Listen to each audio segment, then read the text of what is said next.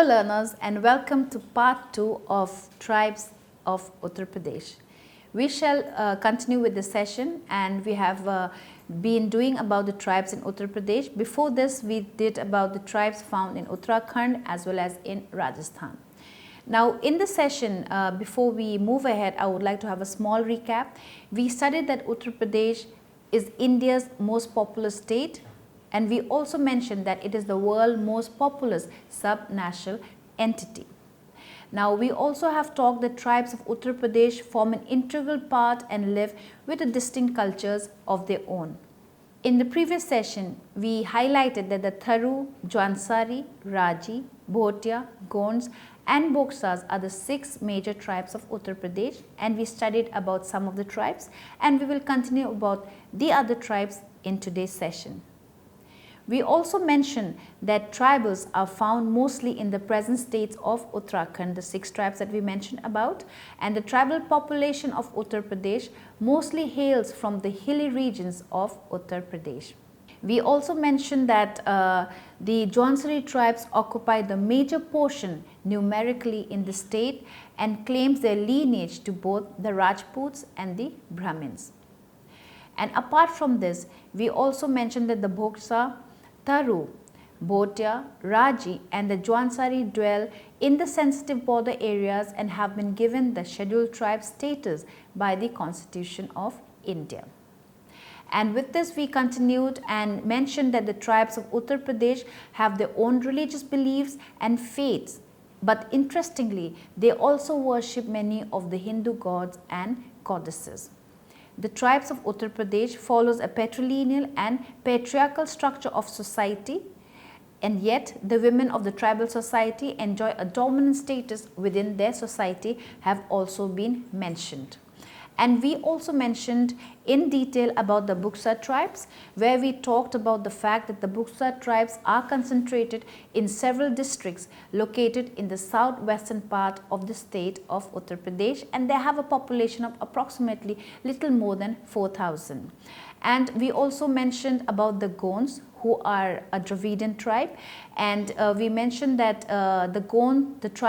the term Gonds refers to tribal people who live all over India's Deccan Peninsula. And we studied about the society of the Gonds, where we also studied about the religion amongst the Gond. We also studied about the rites of passage within the Gond community, the family life of the Gonds, and the clothing, where we mentioned that the Gonds' clothing are not very expensive, and it is a very typical kind of dressing where the women wear a sari and a choli, where the men wear a dhoti or loin clothes. And we also mentioned about the food, where the staple diet are 2 millets which are known as koda and kutki among the Gonds. And we studied, in fact we discussed that Gonds celebrate most festive occasions with songs and dance, and they paint designs in red and black on the walls of their house. We mentioned that Gonds also make musical instruments, and they are very good with wood carvings and all. And we also studied about the Tharu tribes, who are found also in Nepal and also in the state of Uttar Pradesh. Now we also mentioned the fact that Tharu tribes have become farmers and practice cultivation, and they produce crops like barley, wheat, maize, rice. And we also have talked about a little bit in detail about the Tharu tribe, where they use beautiful items to decorate their houses. And we also mentioned about the religious beliefs of the Tharu tribal community, which was they developed the practice of worshipping indigenous deities as well as of the other religion. And we also talked that they are accepting all other religion together with their own beliefs and practices. Amongst the Tharu society, we also mentioned about shamans who hold a place of prominence, and they are using their medicine from the Buddhist medicines for curing the diseases. And we also have heard a lot about other tribes that we talked in detail. So this is just a small recap. And now in today's session, we will continue with Raji tribe. Now about Raji tribes in Uttar Pradesh are socially and economically the most underdeveloped tribes of central Himalaya regions of Uttar Pradesh. They are one of the several tribes found in India who live in the most underdeveloped conditions. They are also described as Van Rawat, that is king of the jungle, or Van Manush, wild man, and Van Raji, that is royal people of the jungle. They claim their origins from the Rajputs and considers themselves to be the original inhabitants of the central Himalayas.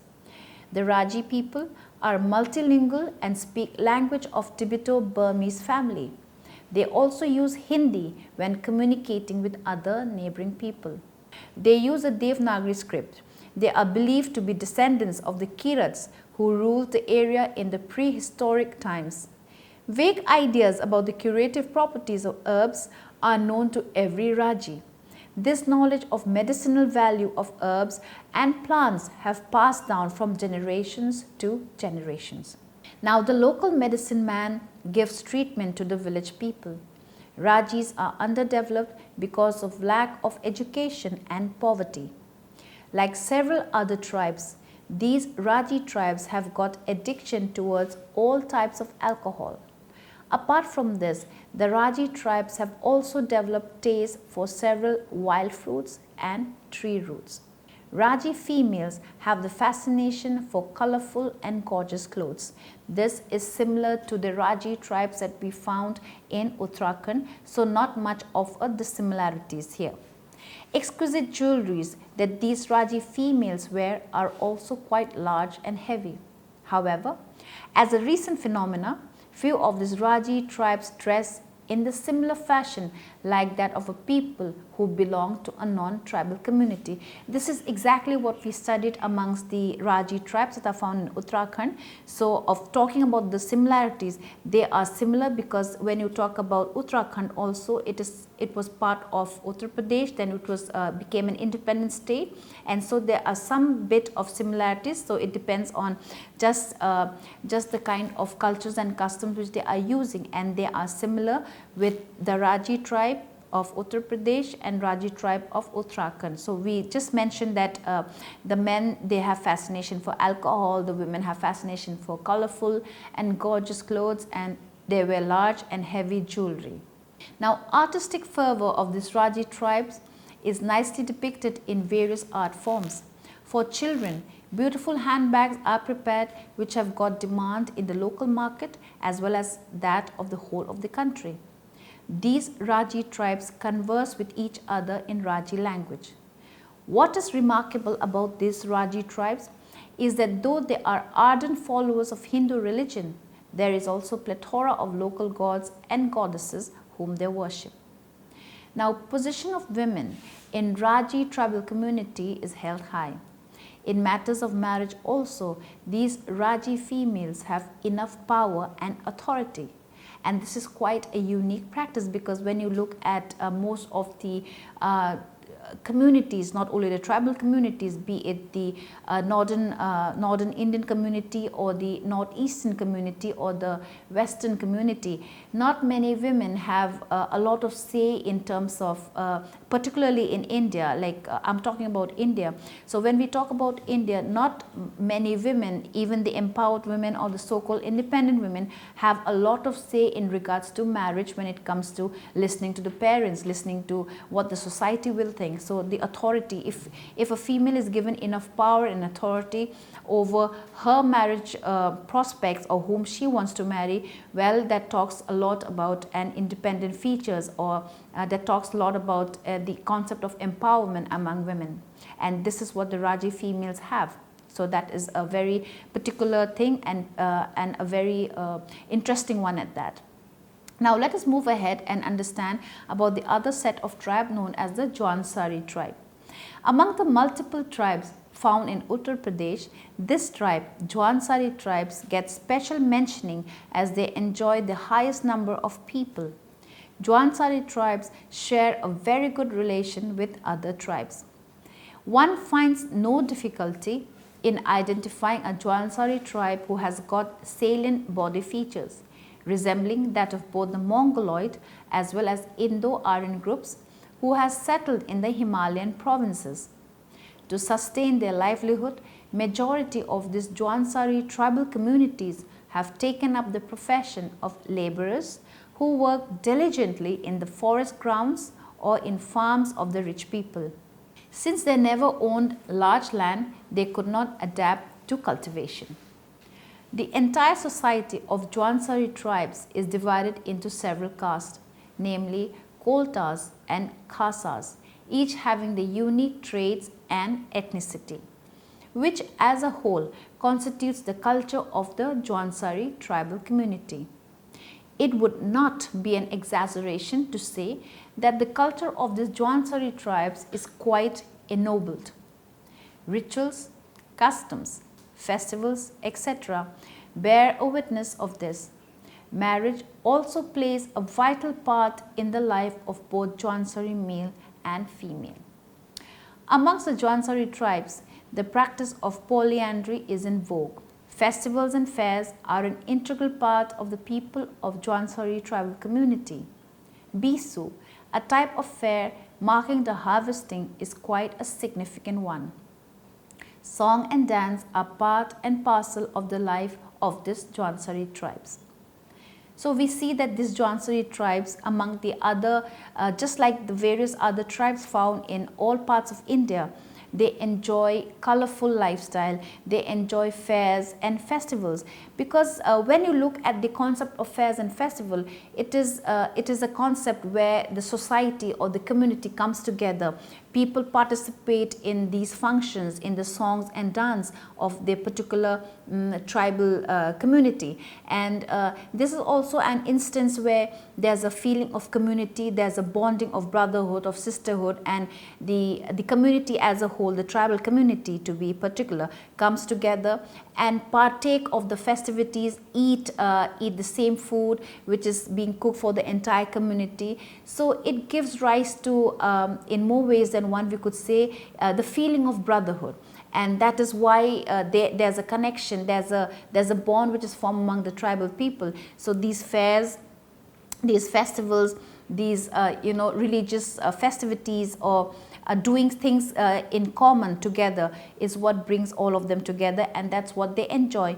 And one could even say that this is also a kind of an entertainment among the tribal communities, because in today's time we've got a lot of place where entertainment could be partake of, but especially if the tribal communities are from the forest areas, or not so educated, or not so empowered, or not so very rich community, then they have their festivals, their fairs, their religious ceremonies, or the marriages in which they have this small kind of entertainment, and it takes a whole time of their in terms of being able to meet other people, communicate with other people, apart from the daily nuances of life.